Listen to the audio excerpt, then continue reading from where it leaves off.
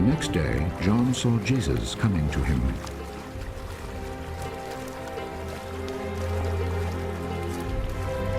There is the Lamb of God who takes away the sin of the world.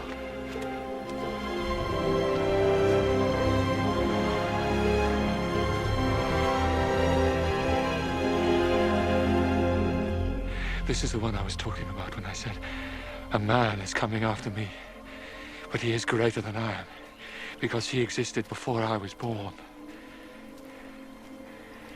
I did not know who he would be, but I came baptizing with water in order to make him known to the people of Israel. And John gave this testimony. I saw the Spirit come down like a dove from heaven and stay on him.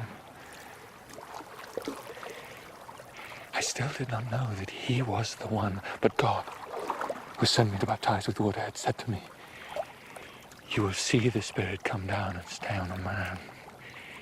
He is the one who baptizes with the Holy Spirit. I have seen it, and I tell you that he is the Son of God.